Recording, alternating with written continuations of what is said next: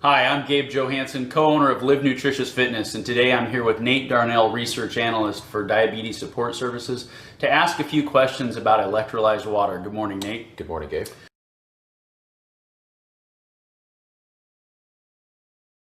The issue of demineralized water, there was a World Health Organization paper that was published in 2004 indicating that there can be in health-related issues with the long-term consumption of demineralized water that's produced either through reverse osmosis or through distillation. And both of these technologies purify water, which has great importance because we're dealing right now with contaminants in our water supply that municipal water engineers never anticipated would even be there 60 years ago. So now we're detecting all kinds of pharmaceutical drug residues in our municipal water supply, all kinds of toxins from manufacturing processes. So it's not an issue of bad-mouthing reverse osmosis or distillation. The problem is that they're so good at taking everything out of the water, they also take the good things out of the water like calcium, magnesium, sodium, potassium. And if we're consuming that water, it's electrically hungry. And it's going to start trying to steal those minerals, from whatever it touches. And if we're consuming large amounts, it's going to take it from us. And what the World Health Organization document talks about is the long-term consumption causes demineralization in the human body, and it doesn't happen overnight. In extended periods of years, it can cause or elevate risk factors for things like osteoporosis if you're not consuming, significant amounts of calcium and bone-building minerals in the process. And another concern is that it might actually damage mucosal membranes as well. So, other question I had for you was, we provide personal training here at Live. Is hydrogen-rich electrolyzed water something recommended for athletes then? Does it have a benefit to them or to people who are just training heavily? Well, based on all the research that I've read, I think it has a benefit to everybody. And before we talk about the athletic side, I'd like to talk about the diabetic side. Okay. And because that's my realm of expertise, and just it costs our nation $250 billion a year just to address diabetes and its complications, and that number is growing. But diabetes is also a gateway disease, and it contributes to accelerated development of cardiovascular disease, osteoporosis, neurological issues, cancer, the list goes on.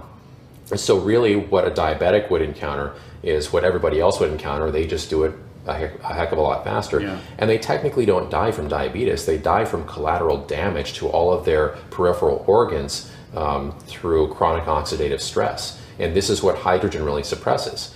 And of course, with electrolyzed reduced water, hydrogen is the primary component that really suppresses this kind of oxidative fire in the human body. We know that if they're consuming between 1 and 2 liters per day, that it increases their insulin sensitivity. So that is a good thing because it reduces the amount of insulin that they need. That also reduces the cost of their insulin. Insulin is very costly. We know that again, consuming 1 to 2 liters reduces their LDL cholesterol on average by 15%, and that's the bad cholesterol. It increases their HDL cholesterol, which is the good cholesterol, by 7 to 8%. HbA1c is a measure of their average blood glucose over the past 90 days.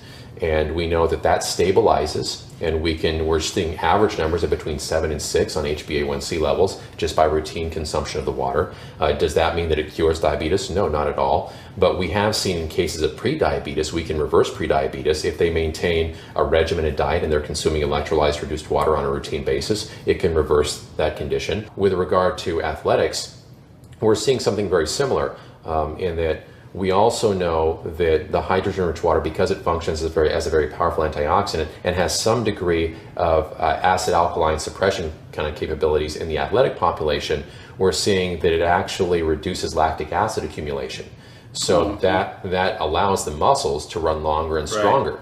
This is why at the university level, we actually use the electrolysis process. Because we can buy one machine and we can produce all kinds of cleaning and disinfecting waters along with cooking waters and everything else. So it's actually a much better cost-benefit ratio to do it electrically than it is through hydrolysis. So that makes me think of another question. When I ran out of the electrolyzed water, I had to pick up I got a Aquafina from the gas station, and the first drink I took of it, it made me feel thirsty. What is it that makes this hydrogen-rich water seem so much like smoother and just more hydrated? Yeah, well, and that's a really good term because that's the same term that I keep hearing from people as they begin consuming the water. And I have to tell you, I have the same experience. I can't having consumed the water for over 2 years, I can't go out and easily drink, bottled water anymore. It tastes terrible to me. I can't drink tap water. I can taste the chlorine right away. Yeah.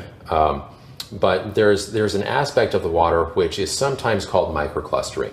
What happens when the water is electrolyzed is that surface tension decreases. So the water can now penetrate membranes a lot easier than typical water can. And that doesn't last forever, but that's what happens when the water comes off of the cathodic electrode. It does have reduced surface tension, and when you consume it, and this water also has hydrogen gas in it, when you consume it, it moves through your cellular membranes. It goes right through your intestinal lining much faster than standard water does. So translated, that means you're going to be super hydrated. It makes it right into your joints. And oftentimes, we're getting to that age where we're starting to not recover as fast as we used to. We might have a little bit of joint pain in the morning. We know that those who are 60 years of age and older generally battle this on a routine basis. And part of that has to do with they don't have the kind of synovial fluid in their joints that they used to. This water will make its way through the muscle tissue, through the joint tissue, and add an extra layer of hydration in those joints. So oftentimes they feel a lot better, and they don't need to take things like aspirin or painkillers like they used to. Okay, good information. Thanks, Nate. That was Nate Darnell from Diabetes Support Services, and I'm Gabe Johansson with Live Nutritious Fitness.